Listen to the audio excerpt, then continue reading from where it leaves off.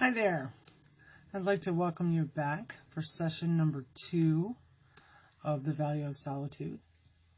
And the title of this session is Cave Dwelling. So I'd like to tell you a part of my story that is just one little snapshot of some of my background. And the example that I'm going to show you is called the Cave Dweller story.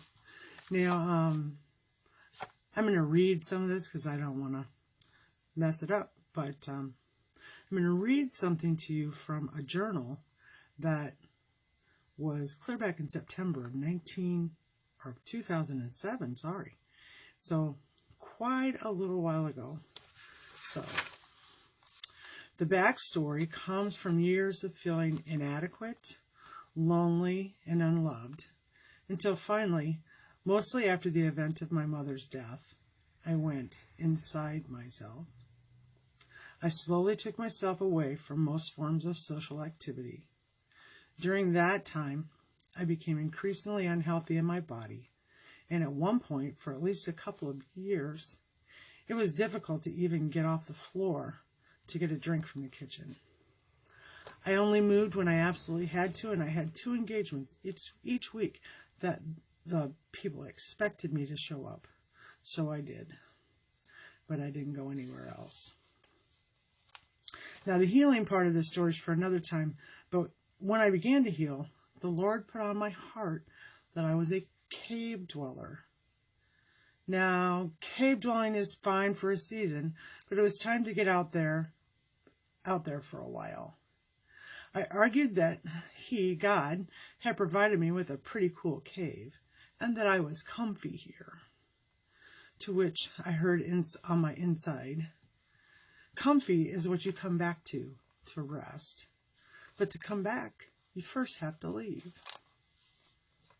Now, using my 400-pound Strong's Concordance, I don't know how many of you know what that is, but it's a book that's about that thick. And it weighs about 400 pounds. But I researched all the Bible verses that I could find that mentioned caves. And I found out that caves were made for many, many, many things they used them for.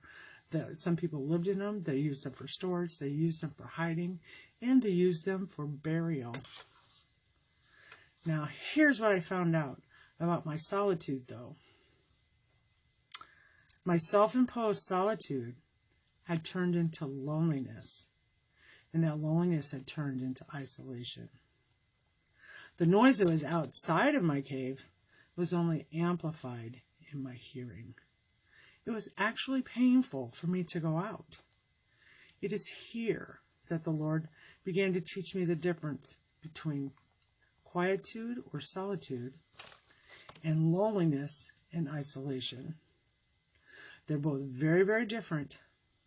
Both can be considered cave dwelling, but they have very different results. So that's one of the things that we're going to talk about during these sessions is the difference between having quietude and solitude, or being alone and having isolation away from other people. Both have super different effects. So join me back here next time for session number 3, and that will be called Silence, the Good and the Bad. So we'll talk about the differences between the two and how we can use the right one to make ourselves whole. So thanks for joining me. Come back and see me again. Thank you now. Bye-bye.